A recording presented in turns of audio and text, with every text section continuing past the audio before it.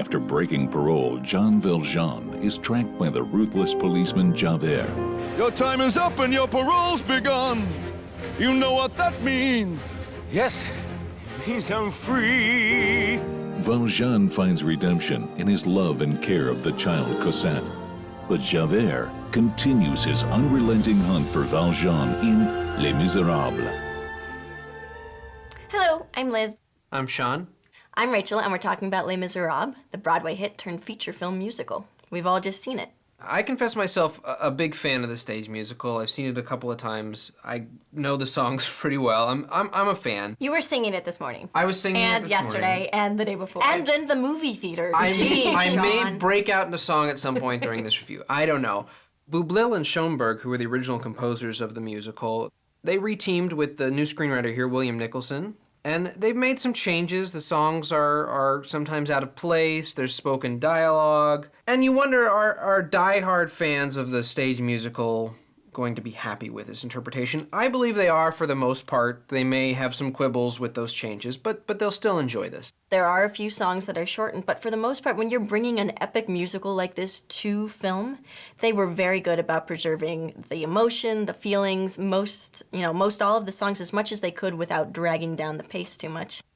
In terms of storyline and characterization and performances, this is a great film. Yes, it is hard to take a musical, especially, like you said, a sung-through musical, turn it into film, because there are things about musicals. Musicals have a cheesiness factor. No, they don't. They're wonderful.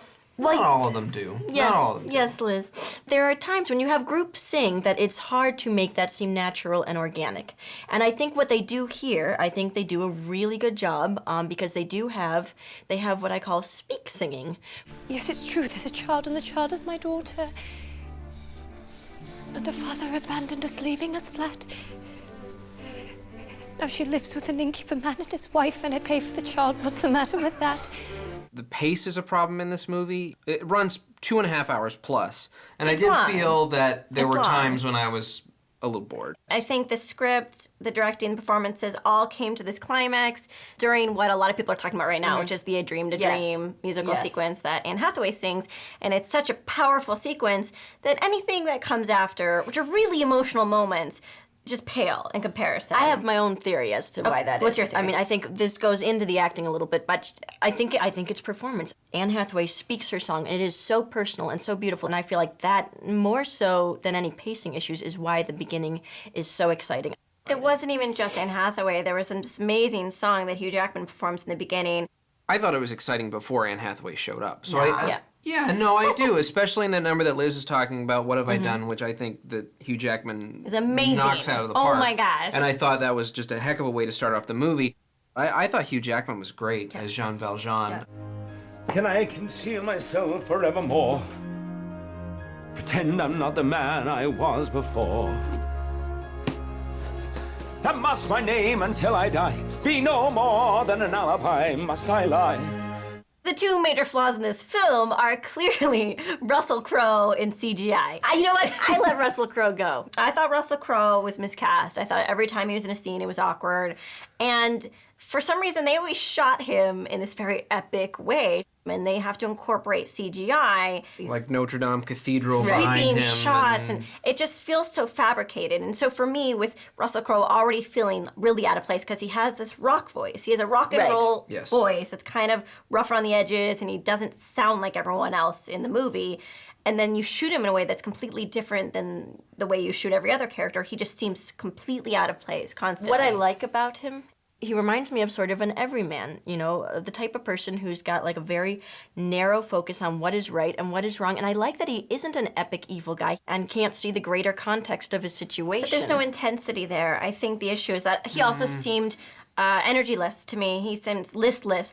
He brings a couple things that are essential to the role. He brings sympathy and he brings a sadness. I was not sympathetic to the character. I was, and it's the most interesting role in the piece. Yes. It always has been. He's not the best singer, but there were some times when the actor Russell Crowe came through for me there. Tom Hooper does a great job with all these performances. Of course, he won an Academy Award for directing The King's Speech a couple of years ago. So much of the movie is done through close-up. Sometimes songs are done through, as you said, single takes or very, very few takes, and it's really intimate, and it really works extremely well. It captures some of the power of theater, Where theater, you really have to work things out and you really have to make a connection with the actor or who you're singing the song with, and the motivation has to be very clear, and it is clear because you do it so many times. That clarity was here in the film. What I did think was incredibly brave of Tom Hooper is the fact that this is an unabashedly religious musical, and I think this has become an unabashedly religious film. There are crosses in almost every scene, constant Christ images. So I'm not Christian, but I appreciate that this director took the message of the musical and wasn't afraid. Yeah, I thought that was one of the things they might shy away from when they adapted from stage to film. I applaud Tom Hooper for sticking with his guns there.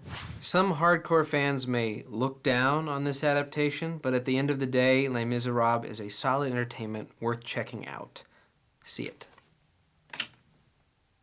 What a beautiful adaptation of a musical to a screenplay.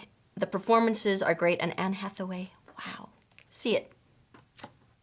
This is a fantastic film, and you should bring an entire box of tissues. See it. Cheers! Cheers. Drink with me. When I'm on my own here? On my own. Drink with me. Vive la France.